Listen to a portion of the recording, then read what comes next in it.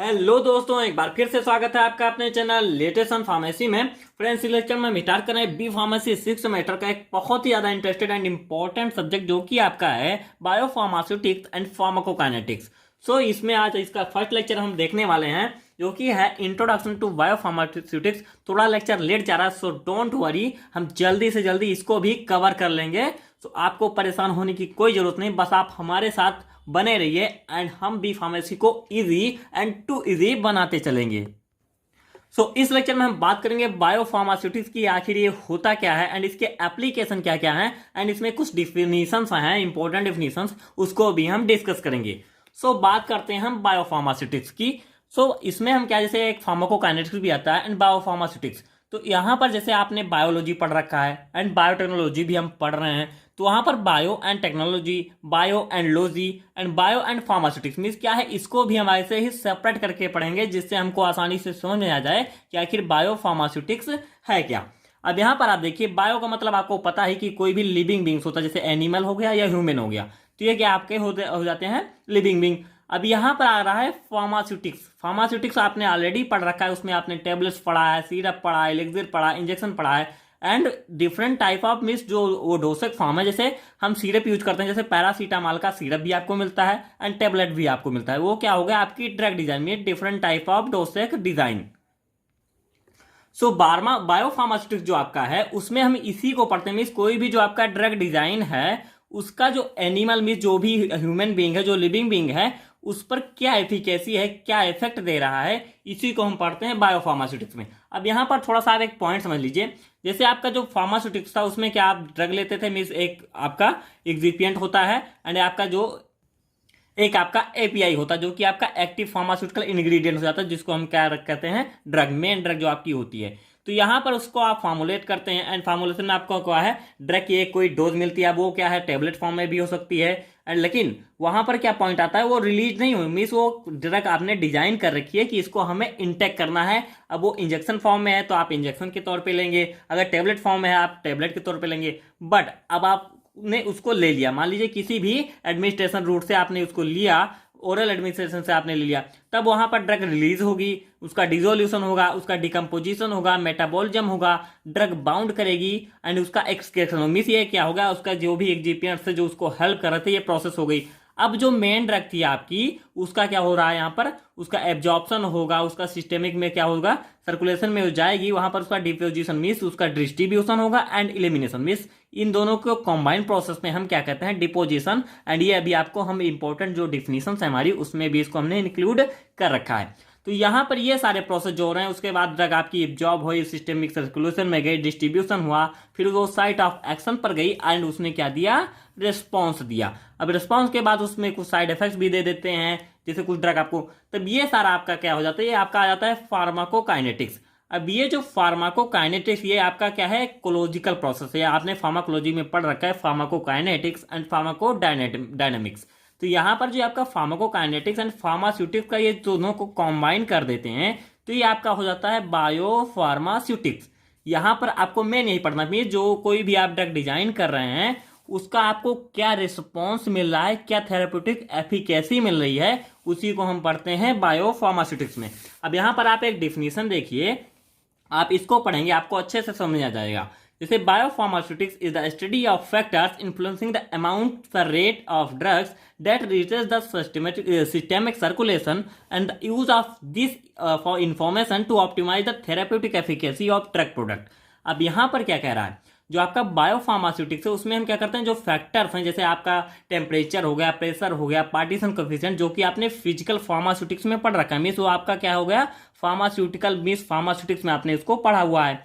अब ये जो फैक्टर्स होते हैं, वो जो amount and rate of drug है वो सिस्टेमिक सर्कुलेशन में जो जा रही है उस पर जो इफेक्ट करते हैं। अब यहाँ पर जो ये इन्फॉर्मेशन आपको मिली, मान लीजिए उसने क्या है, टेम्परेचर बढ़ा, तो वो इन्फॉर्मेशन आपको मिली, तो उसी को हम जो इन्फॉर्मेशन आपको मिली उसी का यूज करते हैं क्या, ऑप्टिमाइज करने के लिए therapeutic efficacy of drugs product में। जो ड्रग प्रोडक्ट आपने ले रखा था उसी को हम क्या करते हैं, ऑप्टिमाइज करते हैं कि उसकी एफिकेसी क्या है, उसका रिस्पॉन्स कितना है। अभी आप इसका एप्लीकेशन देखेंगे तो आपको और अच्छे से समझ में आ जाएगा कि आखिर बायोफार्मास्यूटिक्स का हम यूज करते क्यों हैं एंड कैसे करते हैं, ये दोनों पॉइंट आपका क्लियर आउट हो जाएगा। अब बात आती है इन अदर वर्ड्स, मीन्स क्या है, थोड़ा अलग डिफरेंस टाइप में अगर आप लिखना चाहें तो इसको आप लिख सकते हैं, biopharmaceutics is the study which shows how the drug absorption and rate is affected by various factors. अब जैसे आपकी ड्रग एब्जॉर्ब हो गई, सिस्टेमिक सर्कुलेशन में गई, तो उसमें जो फिजिकल केमिकल मीन्स जो आपके फिजिको केमिकल फैक्टर्स थे उन्होंने क्या इफेक्ट दिया, उसी को स्टडी को हम क्या कहते हैं, बायोफार्मास्यूटिक्स। सो जैसे उसमें फैक्टर्स में आ जाता है of the drugs route through which the drug is administered. अब ये जो फैक्टर्स होते हैं वो डिपेंड करते हैं, जैसे आपने ओरल रूट से लिया तो उसका क्या है, कुछ अलग इफेक्ट होगा, जो आपने इंजेक्शन रूट से लिया उसका फास्ट ऑनसेट ऑफ एक्शन होता है। तो ये सारे क्या होते हैं, यही आपका इंक्लूड होता है बायोफार्मास्यूटिक्स में। बहुत ज्यादा इसमें कुछ है नहीं, बस थोड़ा सा आपको पॉइंट ही समझना है कि जो भी आप ड्रग लेते हैं, जो भी आप ड्रग डिजाइन लेते हैं एंड वो किस रूट से ले रहे हैं एंड वो सिस्टेमिक सर्कुलेशन में जा रही है, तो उस पर जो आपके फैक्टर्स हैं जो इफेक्ट कर रहे हैं उनका थेराप्यूटिक एफिकेसी से क्या रिलेशनशिप है, मीन्स उसमें वहां पर आप उस इंफॉर्मेशन जो आपको मिली है बाय जो भी इन्फ्लुएंस वहां पर पड़ रहा है, तो उससे आप ऑप्टिमाइज कर सकते हैं कि थेराप्यूटिक एफिकेसी पर इससे क्या इफेक्ट पड़ा है। Study of relationship between physico chemical properties of pharmacological action. अब ये आपका एक नॉर्मल सी डिफिनीशन, बहुत ही शॉर्ट एंड अच्छी डिफिनीशन है। जो आपका फिजिको केमिकल, जैसे फिजिकल एंड केमिकल, जैसे आपका टेम्परेचर हो गया, प्रेशर हो गया, विस्कोसिटी हो जाती है, उसके बाद आपका पार्टीशन कफिशिएंट हो जाता है कि आपका ड्रग कितने कितने, जैसे ऑयल एंड वाटर में मीन्स कैसे कैसे डिजॉल्व हो रहे, लाइपोफिलिक एंड लाइपोफोबिक, ये सब आपके इंक्लूड होते हैं। तो यही क्या होता है, इसी का आप इसी प्रॉपर्टीज को क्या है आप स्टडी करते हैं एंड उसका फार्माकोलॉजिकल एक्शन से जो रिलेशनशिप होता है वही आप पढ़ते हैं किसमें, बायोफार्मास्यूटिक्स में। बहुत ज्यादा इजी है, बहुत ही इजी है आप कह सकते हैं। एंड यहां पर मैंने आपको ऑलरेडी बता दिया, मीन्स कोई भी आपने ड्रग फॉर्मुलेट की एंड वो एडमिनिस्ट्रेट करने के बाद उसमें जो भी प्रोसेस हो रही, जो फार्माकोकाइनेटिक प्रोसेस हो रही, अब यहाँ पर ड्रग का एब्जॉर्प्शन हो गया, अब उसका मीन्स आपके ब्लड में है, अब वहां पर आपका ब्लड में ग्लूकोज लेवल बढ़ा, मीन्स जो भी कुछ है वो कुछ ना कुछ इफेक्ट दे देता है। तो यही क्या हो जाता है आपका बायोफार्मास्यूटिक्स में, उसी की स्टडी करते हैं। जैसे आपने फर्दर जो आपका लेक्चर आएगा उसमें एब्जॉर्प्शन हो जाता है, डिस्ट्रीब्यूशन हो जाता है, तो ये सारे बायोफार्मास्यूटिक्स के तौर पे आप पढ़ेंगे, क्योंकि अभी तक आपने जो एब्जॉर्प्शन एंड डिस्ट्रीब्यूशन पढ़ा है वो फार्माकोलॉजी में पढ़ा है कि वो होता क्या है। अब यहाँ पर आप बायोफार्मास्यूटिक्स के तौर पर पढ़ेंगे कि आखिर एब्जॉर्प्शन एंड डिस्ट्रीब्यूशन है क्या। तो ये सब बहुत ही ईजी हैं, बहुत ही अच्छे से एक दूसरे से रिलेटेड हैं। तो उसी जो फिजिको केमिकल जो भी प्रॉपर्टीज होती हैं उसका फार्माकोलॉजिकल एक्शन से जो भी रिस्पांस, जो आपको थेराप्यूटिक रिस्पांस मिलता है, आप ट्रीटमेंट हो जाता है आपका, जैसे फीवर है आपको वो ट्रीट हो गया। एंड वहां पर प्रोसेस क्या क्या हुई, अब उसमें आपने ड्रग जो लिया, अब उसने आपने ओरल रूट ले रखा है, आपको उसको सिरप रूट में ले रखे हैं, अब वहां पर जो आपका जैसे आपने सिरप फॉर्म में लिया, इंजेक्शन फॉर्म में लिया, वो फास्ट ऑनसेट ऑफ एक्शन दिया, आपने टेबलेट फॉर्म में ले थोड़ा ड्यूरेशन ले लिया उसने। तो यही सब क्या होता है, इसी की जो आप स्टडी करते हैं वो आपका हो जाता है बायोफार्मास्यूटिक्स।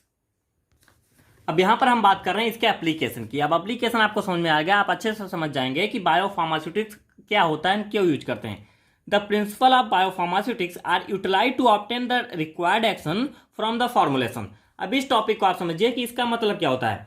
जैसे आपने कोई भी ड्रग लिया एंड जो ड्रग आपने लिया वो कंपनी के द्वारा जल्दी बनाई, मीन्स नई बनाई गई है, वो न्यूली ड्रग है, न्यूली मीन्स फॉर्मुलेटेड ड्रग है। अब वो न्यूली फॉर्मुलेटेड ड्रग, मान लीजिए कि आपकी एक न्यूली फॉर्मुलेटेड ड्रग होगी, अब उसको जब मीन्स ह्यूमन बॉडी में इंजेक्ट करा गया, मीन्स उसको दिया गया, वो किसी भी रूट से दिया गया, मान लीजिए ओरल रूट ही दिया गया, तो वो क्या होगा, किसी ह्यूमन पर उसने क्या है एक्शन जल्दी दे दिया एंड किसी में एक्शन एक स्पेसिफिक टाइम पर दिया, मीन्स इतने ड्यूरेशन पर। अब ये आपके लिए दोनों इंपॉर्टेंट है कि मीन्स आपको जो रिस्पांस होता है वो जल्दी भी नहीं चाहिए एंड आपको जो रिस्पांस उसने एक स्पेसिफिक ड्यूरेशन पर दिया, मीन्स बहुत ही ज्यादा देर बाद दे दिया।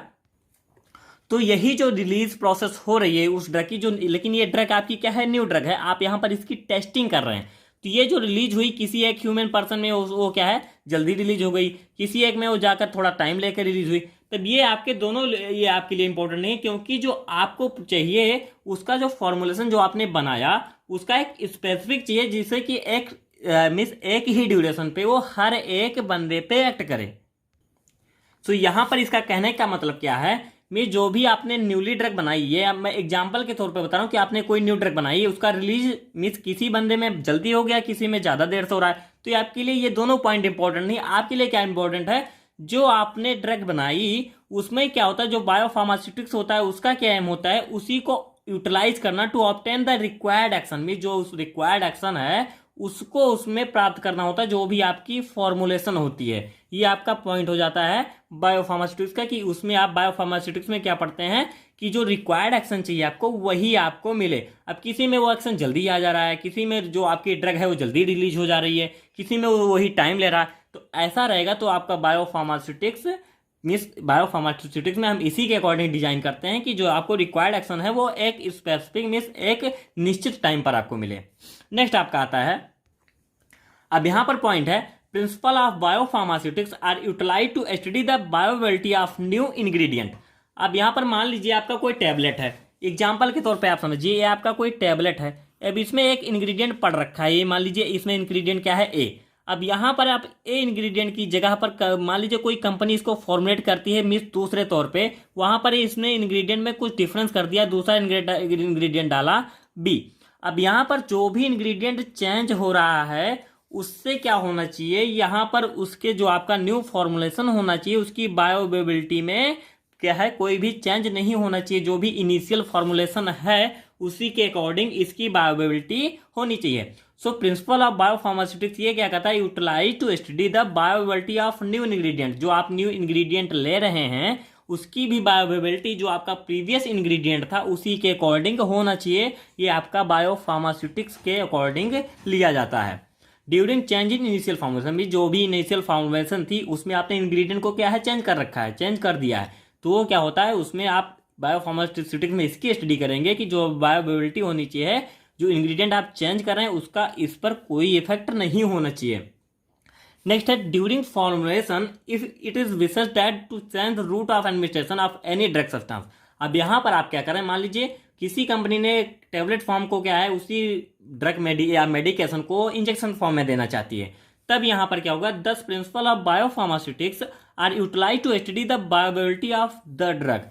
मीन्स जो आपने चेंज किया, अब रूट ऑफ एडमिनिस्ट्रेशन चेंज करने से आपकी जो बायोअवेलेबिलिटी होनी चाहिए उस पर कोई इफेक्ट नहीं आना चाहिए। हालांकि जैसे आपको पता है कि आप इंजेक्शन तौर पे लेते हैं तो क्या होता है उसकी ऑनसेट ऑफ एक्शन ज़्यादा होता है, लेकिन यहाँ पर बायोअवेलेबिलिटी में आपका जो, जैसे आपने जो ड्रग ली, अब आपने टेबलेट फॉर्म में ली तो उसके साइड इफेक्ट्स क्या है, कम है, लेकिन इंजेक्शन फॉर्म में ले लेते हैं तो साइड इफेक्ट्स या जो भी इंटरेक्शन है वो बढ़ जा रहा है। तो ऐसा नहीं होना चाहिए। सो हम जो डिजाइन करते हैं वो बायोफार्मास्यूटिक्स के अकॉर्डिंग ऐसे करते हैं कि जो हमने न्यू ड्रग बनाए वो हमारे लिए क्या है, हार्मफुल ना हो जाए। मीन्स हम जिस तौर पे बना रहे हैं हमारे लिए वो ऐसा यूजफुल रहे। तो यहाँ पर मेन एम होता है कि जो बायोअवेलेबिलिटी होनी चाहिए आपका, वो टैबलेट फॉर्म में हो या इंजेक्शन फॉर्म में, दोनों की बायोअवेलेबिलिटी में सिमिलरिटी होनी चाहिए कि वो जो एक्शन दे वो सिमिलर एक्शन दे। नेक्स्ट आपका आता है फार्माकोकाइनेटिक्स। थोड़ा इसका भी इंट्रोडक्शन हम देख लेते हैं। Defined as the study of time course of drug ADME, means जो भी आपने इसको फार्माकोलॉजी में बहुत अच्छे से पढ़ा हुआ है, absorption, distribution, metabolism and excretion. तो यहाँ पर क्या होता है, इन्हीं के जो रिलेशनशिप होता है थेराप्यूटिक एंड टॉक्सिक इफेक्ट से और ड्रग के, उसी को हम कहते हैं फार्माकोकाइनेटिक्स। मीन्स क्या होता है, यहाँ पर जो भी ड्रग आपकी जाती है उसका एब्जॉर्ब होती है, डिस्ट्रीब्यूशन होता है, मेटाबॉलिज्म होता है, एक्सक्रीशन होता है, तो ये सारे प्रोसेस जो इन्वॉल्व होते हैं एंड ये थेराप्यूटिक इफेक्ट देते हैं, फिर टॉक्सिक इफेक्ट भी होता है आपका ड्रग का। तो ये सारे रिलेशनशिप को हम पढ़ते हैं फार्माकोकाइनेटिक्स में। अब फार्माकोकाइनेटिक्स में आपका आता है एब्जॉर्प्शन एंड डिपोजिशन। यहाँ पर जैसे नॉर्मली आप क्या पढ़ते हैं, एडीएमई जो आपका absorption, distribution, metabolism and excretion है, लेकिन जो फार्माकोकाइनेटिक्स होता है उसमें फर्स्टली आपकी ड्रग एब्जॉर्ब होती है एंड जो एब्जॉर्ब ड्रग होती है उसमें क्या होता है, डिपोजिशन, डिपोजिशन के बाद उसका होता है डिस्ट्रीब्यूशन, डिस्ट्रीब्यूशन के बाद जो एलिमिनेशन प्रोसेस होता है। यहाँ पर जैसे उसमें क्या होता है, ड्रग एंड एक्सिपिएंट दोनों है, लेकिन जो एक्सिपिएंट है वो केवल हेल्प कर रहे हैं। तो उसके बाद जब ड्रग आपकी मेन जो आपके एपीआई है वो आप एक्टिवेट हो गई तो वहाँ पर उसका मेटाबॉलिज्म हो जाएगा, मेटाबॉलिज्म होगा तो वो आपके क्या है, इफेक्ट देगी एंड फिर उसका एलिमिनेशन हो जाएगा। तो यहाँ पर जैसे आपने कोई ड्रग ली, वो ब्लड में गई, फिर फर्दर क्या है किडनी, फिर उसका एक्सक्रीशन। तो ये सब आपका नॉर्मल प्रोसेस हो जाता है जो आपकी बायोफार्मास्यूटिक्स है। नेक्स्ट आता है बायोअवेलेबिलिटी। मीन्स यहाँ पर वर्ड आ रहा है बार बार, बायोअवेलेबिलिटी। अब इसका मतलब क्या होता है, rate of amount of drug absorption. आपने कोई भी ड्रग लेते हैं वो क्या होते हैं, पहले ड्रग एब्जॉर्ब होती है। मीन्स आपके जो आपने कोई ड्रग ओरली इंटेक की, जैसे आपने इंजेक्शन लिया तो डायरेक्ट सिस्टेमिक सर्कुलेशन में चला गया, लेकिन जब आप कोई टेबलेट लेते हैं तो वो क्या है, ड्रग एब्जॉर्ब होती है, उसके बाद वो बाउंड करती है, बाउंड करने के बाद साइट ऑफ एक्शन पे जाती है, वहां पर एक्ट करती है, तब आपको क्या है वो थेराप्यूटिक एक्शन देती है एंड आपका कोई भी जो भी आपको डिजीज है वो आपका क्योर होता है। तो यहाँ पर बायोबिलिटी का मतलब वही होता है कि कितनी अमाउंट आपने ली 500 mg, उसमें से कितना अमाउंट आपका क्या हो गया, एब्जॉर्ब हुआ, ये आपकी बायोबिलिटी हो जाती है।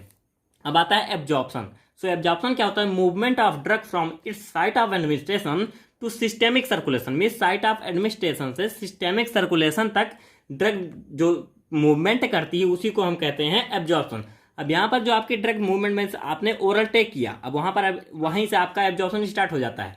जो आपने ओरली टेक किया, अब वो सिस्टेमिक सर्कुलेशन तक जाती है, ये पूरा का प्रोसेस वहाँ तक का आपका हो जाता है एब्जॉर्प्शन। नेक्स्ट आता है ड्रग डिपोजिशन। अब यहाँ पर मैंने आपको प्रीवियसली एक डिपोजिशन वर्ड में बताया भी था कि ड्रग डिपोजिशन होता क्या है, यहाँ पर आप उसको अच्छे से समझ लीजिए। Process that play a role in the therapeutic activity of a drug, distribution से एलिमिनेशन। अब ये जो डिस्ट्रीब्यूशन एंड एलिमिनेशन प्रोसेस हो रही है, अब यहाँ पर इन्वॉल्व होता है आपका क्या, जैसे यहाँ पर आप देख सकते हैं डिस्ट्रीब्यूशन एंड एलिमिनेशन, यहाँ पर आपका मेटाबॉलिज्म एंड एक्सक्रीशन। हालांकि ये दोनों सेम ही है, जो आपका एलिमिनेशन है एक्सक्रीशन, लेकिन ये प्रोसेस जो एलिमिनेशन प्रोसेस है वो इन्वॉल्व करता है मेटाबॉलिज्म भी, क्योंकि जो आपकी ड्रग मेटाबोलाइज हो जाती है वही आपकी क्रिएट आउट होती है। तो यहाँ पर इन्हीं के जो डिस्ट्रीब्यूशन एंड एलिमिनेशन है, इन्हीं को हम कंबाइन रूप से कहते हैं डिपोजिशन। सो ये आपका सब कुछ था बायोफार्मास्यूटिक्स के इंट्रोडक्शन के बारे में, एंड जो भी कुछ इंपॉर्टेंट डिफिनीशंस थी वो हमने डिफिनीशंस को भी कवर कर दिया है। नेक्स्ट लेक्चर में हम पढ़ेंगे एब्जॉर्प्शन के कंप्लीट टॉपिक को। मैं अगर देखूंगा कि अगर वो अच्छे से आ जाता है बढ़िया से अच्छे से शॉर्ट लेक्चर में तो दूंगा, नहीं तो उसको मैं पार्ट वाइज में देने की कोशिश करूंगा, जिससे आपको क्या है बोरिंग महसूस ना हो, जिससे आपको अच्छे से समझ आए। क्योंकि मेरा मेन मोटिव होता है कि आपको अच्छे से समझ आ जाए एंड फार्मेसी को इजी एंड टू इजी बनाना है with our latest pharmacy. So thank you friends.